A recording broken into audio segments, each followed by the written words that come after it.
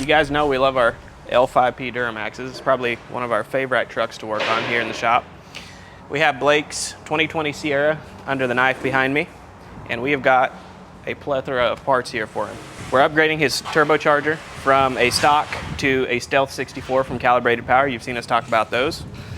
We're gonna match that with the Banks turbocharger inlet, high flow downpipe, Banks cold air intake kit, crankcase ventilation reroute. For you guys that don't know, if your crankcase filter plugs up, this is one of the main causes we see seals start to blow out in the engine, whether that's oil pan, rear main seal, front main. This is a part that will help prevent that from happening. Got a Banks piping kit, PPE, high flow exhaust manifolds and up pipes. That comes with new hardware, new exhaust manifold gaskets. And then we're also, in the monitoring department, we have a Banks iDash. We'll show you a little bit more of that later. Comes with a mount that makes it sit on the A-pillar very cleanly, looks factory. And then to wrap it up, we'll have our custom calibration and a 5-inch exhaust. So follow along as we get this thing apart and then go back together with it. We got Blake's truck. It's tore all the way down. Turbo's out, manifolds are out, up pipes are out. Cleaning it up, cleaning all the surfaces, getting ready for install of all the new parts. We are gonna keep on with this, and y'all will see a little bit of the process as we go together with it here.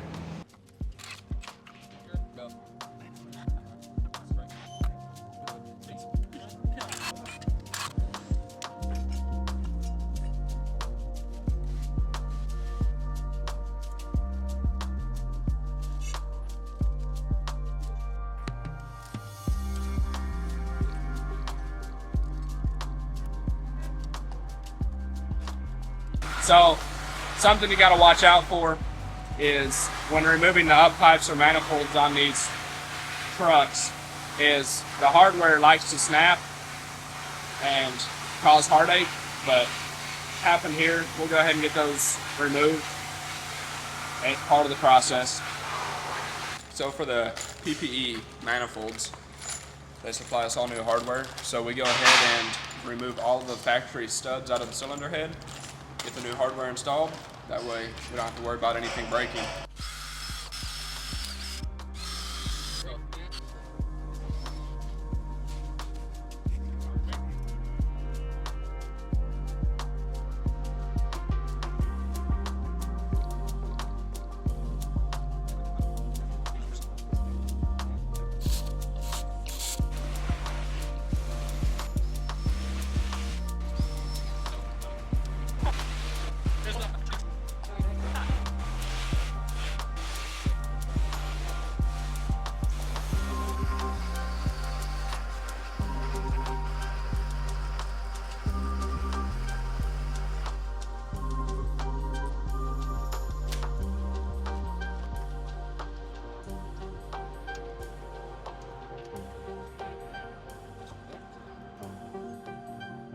Something easy to do when the manifold's not installed in the truck yet is if you're going to install an aftermarket EGT probe, go ahead and drill and tap that while the manifold is outside of the truck.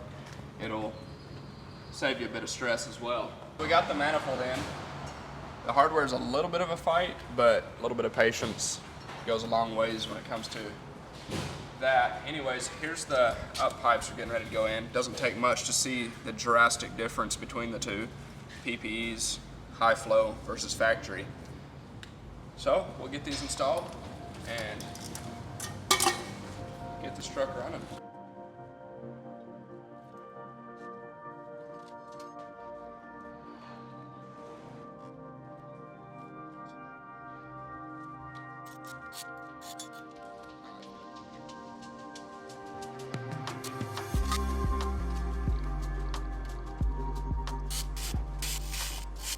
Part of the factory crankcase ventilation system.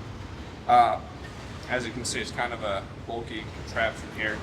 Most of them come with tamper-proof hardware installed from the factory that you have to drill out and remove. It's kind of a pain to do. Thankfully, this one came with the 10mm bolts, so didn't have to do that on this one. But It's actually the first one I've ever done that I've seen 10mm hardware and not tampered with hardware on. So just a little heads up of what you might run into. Here's a little comparison between the Banks turbo inlet and the factory inlet.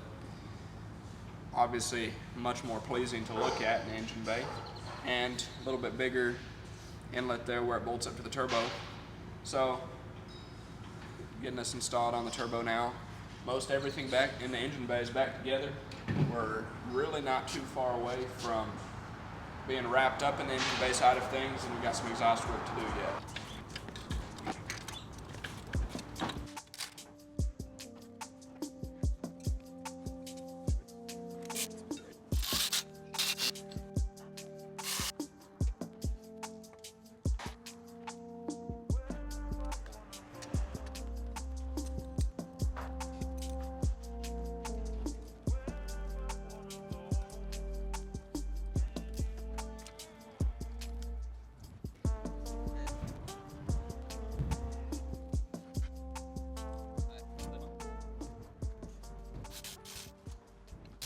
Alright, so one of the last things on the list yet, we have Banks charge tubes here.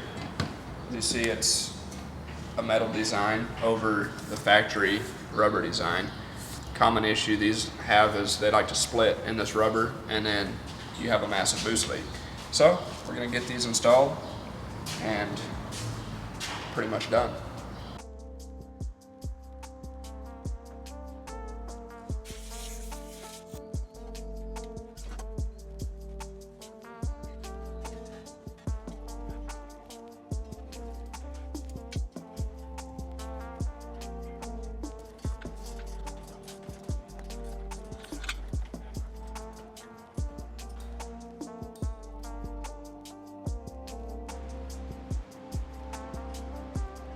I'm going to do the iDash install now from Banks. Here's a little preview of it. So here's the pod for the side pillar inside the truck. It puts it at a good spot where you can easily see it while you're sitting in the driver's seat. So we'll go ahead and get on into this install.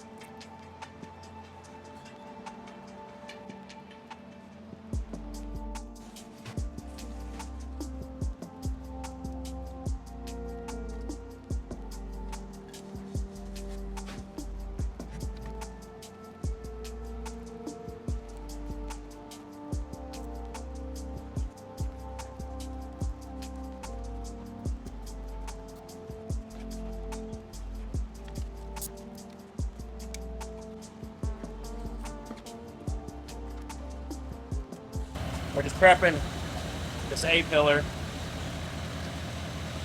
to mount this Banks gauge pod. These things are pretty sweet, super clean, super compact. They give a ton of information on these gauge pods.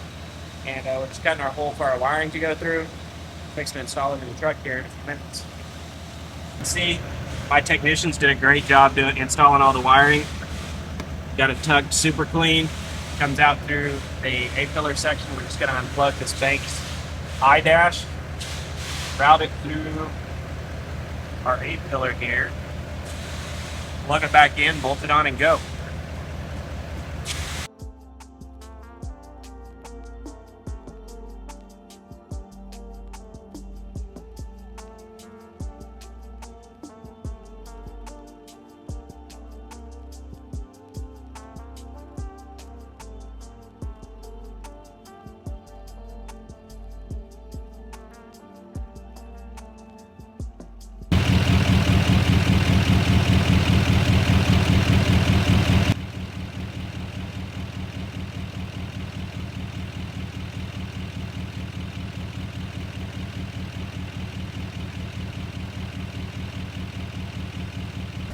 Alright guys, so let's talk about these digital displays that you can get for your diesel trucks or gas trucks.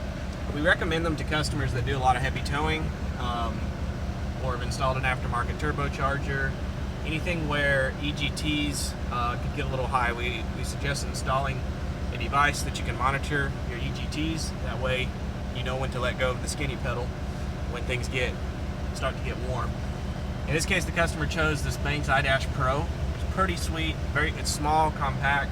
A lot of information can be displayed on here. You can configure it in a lot of different ways. You can watch things like EGTs, which we talked about, exhaust gas temperature, fuel rail pressure. You can read and clear codes. You can watch boost, voltage, engine oil pressure, engine oil temp. You can pretty much any sensor that's on the truck you can watch with these devices. The other one we offer is an Edge CTS3 monitor, a little different than this. We'll make a video on that another time. These things are pretty sweet. We're going to configure it for the EGT gauge we put in and see what this thing makes EGT wise. Hopefully we can keep them in check with this 64mm charger that we installed on here.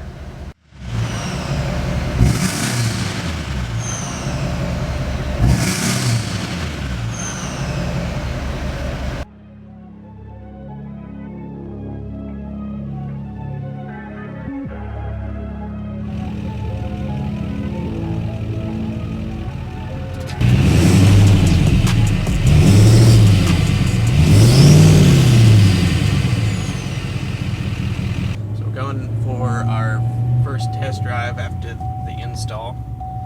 Make sure nothing overheats, nothing leaks, no boost tubes blow off.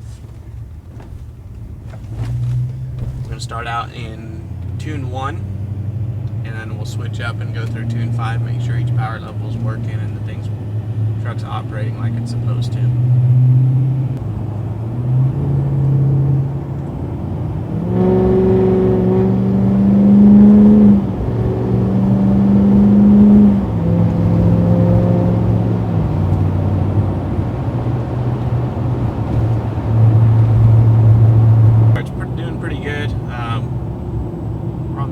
Power setting right now. Just made 30 pounds of boost. Monitoring EGTs here, just seeing how it runs.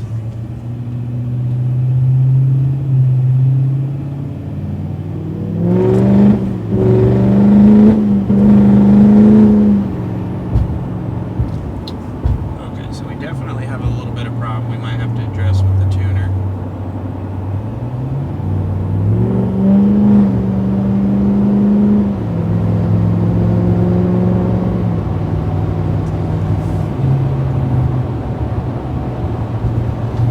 Response is a little bit low for the first about 40% of the pedal.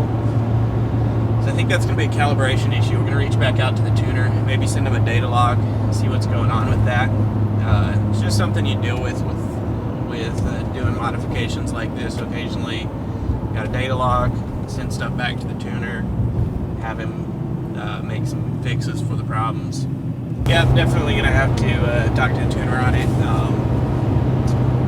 Not driving great, and we try to, it's really important to us that we send these vehicles back out to our customers the way we want them to drive. We're not going to just slap tuning in them and send them out the door.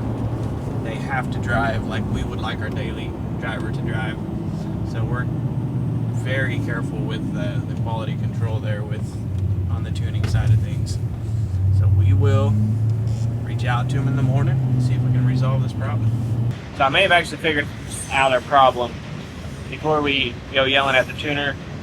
Banks sends out this mass airflow control module, and I told the tuner that we were running a Banks intake, but he may not have calibrated the map for this large of an inlet. So I'm going to try putting this on, seeing if that makes the difference in the truck being lazy down low. So let's plug this in and take the truck out for another drive and see how he does.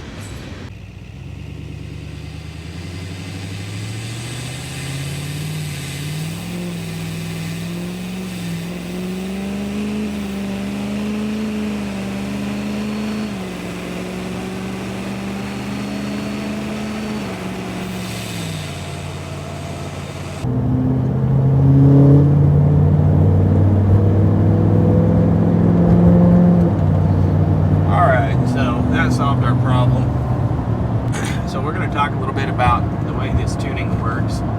This truck, we flashed in our switch on the fly tuning. Basically that allows us to adjust the power levels up and down while we're driving. And the way that works, let's turn some light on here, is it's all done through your cruise control buttons. So if you take a look at the dash, you'll notice the glow plug light come on and blink. So that glow plug light, as we bump the power level up or down with our cruise control buttons, it'll blink the amount of times for the tune file it's on. So if it blinks twice, it's on tune file 2, blinks 3 times, it's on tune file 3, 4, and 5 accordingly. Pretty sweet setup. We don't have to add any external buttons, anything to the dash of the truck. You can just do it all through the steering wheel controls. It's one of my favorite things about these newer vehicles that are out on the market. L5Ps, the late model Cummins, all have this same feature for switchable tuning. So that's a wrap on Blake's 2020 L5P Duramax. As you can see, it's a giant difference in not only looks but also horsepower. It'll net you a 600 to 700 horsepower reliable daily driver. If you guys are interested in a package like this, our information will be in the description below.